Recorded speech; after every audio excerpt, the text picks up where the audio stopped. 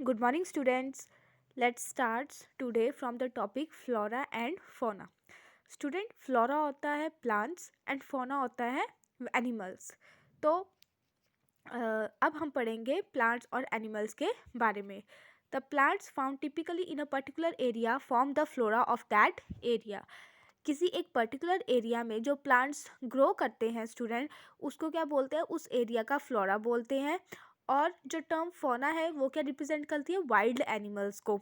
ठीक है, जो कि एक पर्टिकुलर प्लेस में, ठीक है, एक पर्टिकुलर रीजन में जो है एक निश्चित जगह पे जो पाए जाते हैं एनिमल्स, ठीक है, उनको क्या बोलते हैं? उस एरिया का फोना. ठीक है, जैसे फॉर एग्जांपल जो ट्रीज है, jamun, mango, guava, pine, chir, oak, deodar, bamboo forms that all the these are all the flora of the Himachal Pradesh. ये सब हिमाचल प्रदेश में पाए जाते हैं. जबकि धाक, सलाई, जामुन, अर्जन और बेर जो है ये किसके फ्लोरा है? राजस्थान के प्लांट्स है सारे. Tiger, leopard, antelope, sambar, chinkara, nilgai, porcupine, hyena and wild boar, ये सारे जो एनिमल्स हैं ये किसका है? That represent the fauna of the Rajasthan. मतलब ये सब एनिमल्स कहाँ पाए जाते हैं? राजस्थान में पाए जाते हैं. नेक्स्ट है endemic species. Endemic species students क्या होती हैं? कि some species of plants and animals are found exclusively in the particular area. कुछ ऐसे प्लांट्स और एनिमल्स होते हैं जो एक पर्टिकुलर एरिया में ही सिर्फ पाए जाते हैं और आपको कहीं भी ये नेचुरली नहीं मिलेंगे. ठीक है, और मतलब एक ही प्लेस में आपको पाए जाते हैं और कहीं भी नहीं मिलेंगे. सो जो ऐसी स्पीसीज होती है उनको बोला जाता है endemic species to that state, country और जोग्राफिकल एरिया. फॉर एग्जाम्पल जैसे जो लॉइन बब्बर शेर जिसको बोला जाता है, वो आपको सिर्फ जो कहाँ मिलेगा? जो गिर फॉरेस्ट है गुजरात के अंदर, सिर्फ वहीं देखने को मिलेंगे. यहाँ पे पिक भी दिखाई हुई है बब्बर शेर की. उसके बाद हिमालयन वेसल, ये एक हिमाचल प्रदेश का एनिमल है. ये जो है सिर्फ आपको हिमालयन रीजन्स में ही देखने को मिलेगा. तो इसको क्या बोलेंगे? Himalayan weasel is endemic to Himalayan region. Next, snow leopard that is endemic to Himalayan range found from Kashmir to Sikkim. Snow leopard जो है वो सिर्फ आपको कश्मीर टू सिक्किम के एरिया में ही जो है वो मिलेगा. Next, wild mango and salt trees form the endemic flora of the Pachmarhi biosphere reserve. So the existence of the endemic species is often threatened due to the introduction of the exotic species from some other geographical area. और यहाँ पे क्या बोल रहे हैं कि जो endemic species की जो एग्जिस्टेंस है, ठीक है, ये खतरे में है. किसकी वजह से? Exotic species. एक्जॉटिक स्पीसीज मतलब कई बाहर से जो एनिमल्स जो है जब यहाँ इंट्रोड्यूस हो जाते हैं, जब यहाँ पे आ जाते हैं, तो ये जो है इनकी जो एग्जिस्टेंस होती है एंडेमिक स्पीसीज की, वो खतरे में पड़ जाती है. ठीक है, नाउ कंजर्वेशन ऑफ बायोडाइवर्सिटी. जो लाइफ की वेराइटी है, अब उसको कंजर्व कैसे किया जाए? ठीक है, that so conservation of biodiversity इससे इसेंशियली इम्प्लाई करती है conservation of forest and conservation of wild life. अगर बायोडाइवर्सिटी को स्टूडेंट्स आप कंजर्व करना चाहते हो तो आपको एक तो फॉरेस्ट को कंजर्व करना पड़ेगा और दूसरा वाइल्ड लाइफ को कंजर्व करके रखना पड़ेगा. अब इन दोनों के बारे में हम टर्न वाइज टर्न पढ़ेंगे. सबसे पहले है कंजर्वेशन ऑफ द फॉरेस्ट. अब फॉरेस्ट को कंजर्व कैसे किया जा सकता है? तो स्टूडेंट यहाँ पे आपको बोलेगा you have studied in the class 7th the importance of the forest in the humans life. आपने अपनी लास्ट क्लास में फॉरेस्ट की हमारे लिए क्या इम्पोर्टेंस है, क्या महत्वता है, उसके बारे में पढ़ा होगा. इनको क्या कहा जाता है? नेचुरल ट्रेजर्स, प्राकृतिक खजाने बोला जाता है, या फिर नेचर्स लंग कहा जाता है फॉरेस्ट को. We can describe forest as well as well organise communities of flora and fauna on the earth. हम फॉरेस्ट को वेल ऑर्गेनाइज कम्युनिटीज़ जो है फ्लोरा और फौना की अर्थ पे उसकी तरह जो है एज अ डिस्क्राइब करते हैं. नाउ कॉजेज़ क्या है डिफॉरेस्टेशन के? अब आपको पता है कि आज पॉपुलेशन की वजह से या और भी ह्यूमन एक्टिविटीज़ की वजह से क्या हो रहा है? पेड़ों की जो है वो बहुत ज़्यादा कटाई हो रही है. ठीक है, डिफॉरेस्टेशन क्या होता है? Cutting down of the trees on a large scale. So इसका मेन कॉज क्या है? क्यों कटे जा रहे हैं ये पेड़? So deforestation is clearing of the forest for using the land for the other purposes. जैसे बिल्डिंग्स बनी जाती हैं, क्योंकि जितना पॉपुलेशन में इंक्रीज होगा उतना लोगों को रहने के लिए घर चाहिए. तो क्या किया जा रहा है? जो फॉरेस्ट का एरिया है उसको यूज़ किया जा रहा है कंस्ट्रक्शन वर्क के लिए, हाउसेस के लिए, बिल्डिंग्स के लिए, फैक्ट्रीज के लिए. ठीक है, so this poses a serious threat to our resources, जिसकी वजह से क्या हो रहा है, हमारे जो सोर्सेज है, इकोनॉमी है, क्वालिटी ऑफ लाइफ है, हमारा एनवायरनमेंट है, डिफॉरेस्टेशन की वजह से इस सब पे ऊपर एक खतरा पड़ रहा है। The causes of the deforestation are, अब इसके मेन कारण क्या है डिफॉरेस्टेशन का। फर्स्ट वन है जो मैन मेड कॉजेज क्या है डिफॉरेस्टेशन के। Human beings are felling trees for procuring land for cultivation of crops. देखो, लैंड का यूज कर रहे हैं वो फॉरेस्ट के क्रॉप्स की कल्टीवेशन के लिए, वेजिटेबल फ्रूट्स के लिए, या हाउसेज, फैक्ट्रीज, रोड्स एक्सेट्रा। ये सब जो है that is due to the increase in the population, क्योंकि जितनी ज़्यादा पॉपुलेशन बढ़ेगी उतनी कल्टीवेशन क्रॉप्स की वो भी ज़्यादा चाहिए, तो उसके लिए ए लैंड चाहिए, इसलिए फॉरेस्ट एरिया को यूज़ किया जा रहा है एज क्रॉप्स को ग्रो करने के लिए, as well houses, factories, roads को बनाने के लिए। नेक्स्ट है clearing the land for mining, खानों की खुदाई के लिए भी जो है फॉरेस्ट का जो लैंड है उसको क्लियर किया जा रहा है। नेक्स्ट है cutting the trees for making furniture and for obtaining the firewood, और जंगलों को किस वजह से के लिए काटा जा रहा है, लकड़ी के लिए, लकड़ी से वो क्या करेंगे, फर्नीचर बनाएंगे, और दूसरा फायरवुड के लिए भी जो है वो लकड़ी का यूज़ किया जाएगा। नेक्स्ट है नेचुरल कॉजेज क्या है डिफॉरेस्टेशन के, फॉरेस्ट फायर्स, जो प्राकृतिक क्या कारण है डिफॉरेस्टेशन का, कई बार जंगलों में आग लग जाती है, वो एक कारण है डिफॉरेस्टेशन का। स्वेयर ड्रॉट, सूखा पड़ने की वजह से फॉरेस्ट खत्म हो रहे हैं। फ्लड आने की वजह से, अर्थक्वेक, लैंडस्लाइड्स की वजह जो है नेक्स्ट रीज़न है, हमारा कॉज है डिफॉरेस्टेशन का। लास्ट है paste and viral fungal diseases of the plant, इसकी वजह से भी जो है क्या हो रहा है, हमारे फॉरेस्ट जो है वो खतरे में है। ठीक है, नेक्स्ट समथिंग मोर क्या है, all over the world the forest cover has reduced from 7,000 million hectares in 1900 to 2370 million hectare by the end of the 20th century. कहते हैं जो हमारे ऑल ओवर अगर वर्ल्ड की बात की जाए, जो फॉरेस्ट कवर है वो कम हुआ है 7,000 मिलियन हेक्टेयर से, कितना आ गया है 1900 से 2370 million hectares bye the end of 20th। देखो कितना रिड्यूस हो गया फॉरेस्ट कवर, मतलब फॉरेस्ट का लैंड जो है इतना 7,000 मिलियन से कहाँ आ गया, 370 मिलियन तक पहुंच गया। 4/5 of the earth forest have already been cleared और द फ्रेगमेंटेड, जो 4/5 पार्ट है हमारी अर्थ का जो फॉरेस्ट से कवर था, उतना पार्ट ऑलरेडी जो है वो क्लियर कर लिया गया है, जंगलों को काट के जो है उनको यूज़ कर लिया गया, उस लैंड को यूज़ कर चुके हैं ऑलरेडी।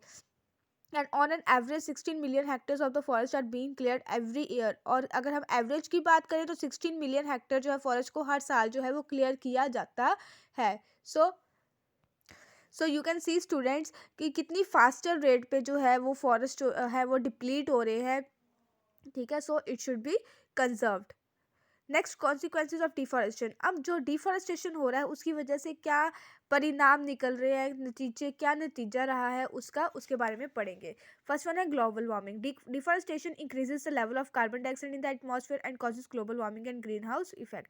डिफॉरेस्टेशन की वजह से क्या हुआ है, पेड़ कट गए, पेड़ों की वजह से, कटने की वजह से क्या हुआ, कार्बन डाइऑक्साइड का लेवल बढ़ गया एटमॉस्फेयर में, जिसकी वजह से ग्लोबल वार्मिंग बढ़ी, और ग्लोबल वार्मिंग की वजह से क्या बढ़ता है, ग्रीन हाउस इफेक्ट। ये दोनों ही आपने ऑलरेडी पढ़े हुए हैं processes. Next is change in the climate, change in the climate, deforestation क्या करता है, इंक्रीजेस द टेम्परेचर, क्योंकि पेड़ नहीं होंगे तो ऑब्वियस है टेम्परेचर इंक्रीज होगा, रेनफॉल कम होगी, विंड की वेलोसिटी जो है वो बढ़ेगी, और ये सब चेंजेस जो है इसकी वजह से क्या होगा, क्लाइमेट भी चेंज होगा। सो क्लाइमेटिक जो चेंजेस होते हैं वो भी डिफॉरेस्टेशन की वजह से होते हैं।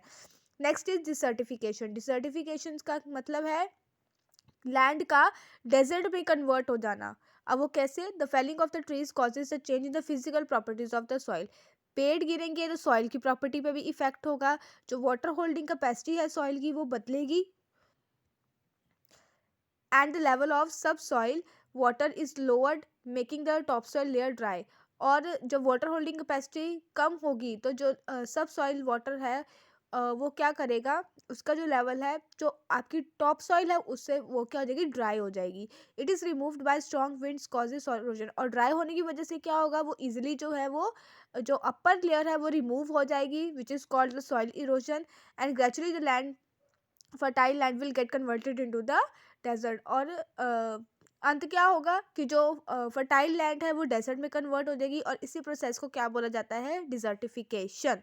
ठीक है, नेक्स्ट है ड्रॉट, जब वाटर साइकिल डिस्टर्ब होगा तो बारिश कम होगी, ठीक है, एंड उसकी वजह से क्या होगा, वाटर टेबल जो है वो उसका लेवल भी कम होगा due to the removal of the trees cause frequent earth droughts, जिसकी वजह से क्या होंगे, सूखा पड़ेगा, ठीक है। नेक्स्ट है soil erosion and floods. Deforestation leads to decreased water holding capacity of the soil. अभी हमने ऊपर पढ़ा कि डिफॉरेस्टेशन की वजह से जो जब पेड़ कटेंगे तो जो अपर सॉइल है उसकी वाटर होल्डिंग कैपेसिटी कम होगी, ठीक है, जिसकी वजह से क्या होगा, reduces infiltration of the water into the ground. Infiltration क्या होता है कि जो पानी है, ठीक है, उसका जो एब्जॉर्ब होने का जो लेवल है, पानी जो का सॉइल में एब्जॉर्ब होने का जो लेवल है वो भी क्या होगा, कम हो जाएगा। सो देर आर फ्रीक्वेंट फ्लड्स, जिसकी वजह से क्या है, अक्सर बाढ़ें आएंगी एंड फर्टाइल टॉप वर्ल्ड जो है वो पानी के साथ ही वॉश्ड अवे हो जाएगी, ठीक है। नेक्स्ट है loss of the wild life. अब वाइल्ड लाइफ डिफॉरेस्टेशन की वजह से क्या होगा, जो वाइल्ड एनिमल्स है, प्लांट्स है, नेचुरल उनका जो नेचुरल हैबिटेट है वो भी लॉस हो जाएगा and depletion of the food sources, और जो खाने पीने के स्रोत है वो भी क्या हो जाएंगे, कम हो जाएंगे, ठीक है, जो हमें जंगलों से मिल रहे थे, ठीक है। Next is depletion of the resources. अब संसाधनों का भी जो कम है, वो कम हुआ है, वो भी डिफॉरेस्टेशन की वजह से होता है। Forest provide with a variety of the essential commodities. जो फॉरेस्ट है आपको पता है वो हमें बहुत सारी ज़रूरत की चीज़ें प्रोवाइड करते हैं, जैसे खाना हो गया, फॉडर खाद वगैरह होगी, ये चारा वगैरह हो गया, firewood, fruits, fibres, medicine, aromatic oils, ये सब हमें फॉरेस्ट से मिलते हैं।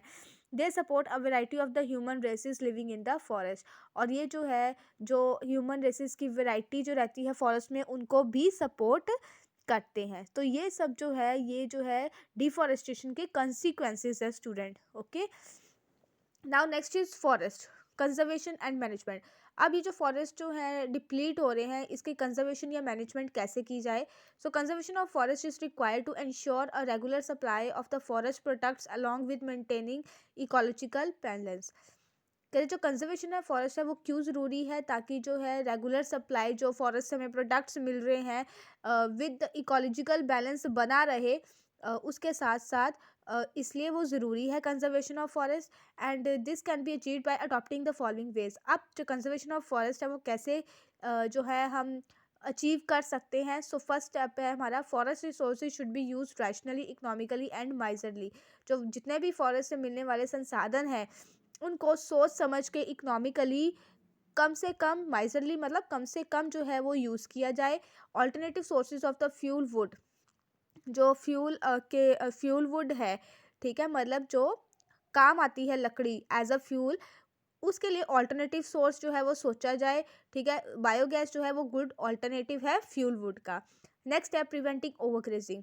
जो कैटल जो है ग्रेजिंग करते हैं, कई बार ओवर ग्रेजिंग कर लेते हैं, ठीक है, उसको जो है वो रोकना चाहिए, ठीक है।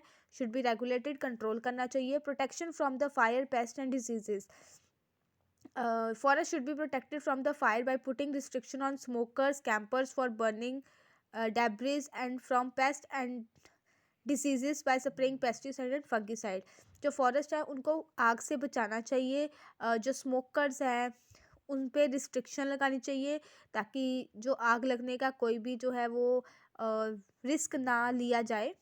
Campers for burning debris, debris होता है मलबा वगैरह जो बर्न होता है, ठीक है, उसको उनके लिए कैंपर्स होने चाहिए, ठीक है। एंड पेस्ट और डिजीजेस से बचने के लिए पेस्टिसाइड या फंगिसाइड का स्प्रे होना चाहिए। नेक्स्ट है felling of the trees should be made punishable activity. पेड़ों का गिराने को एक पनिशेबल एक्टिविटी कंसिडर करनी चाहिए, ठीक है। And government of India has put complete restriction on cutting trees. और इसलिए जो गवर्नमेंट है इंडिया की, उसको उन्होंने जो है रिस्ट्रिक्शन भी लगा दी है पेड़ों के कटने पर, ठीक है।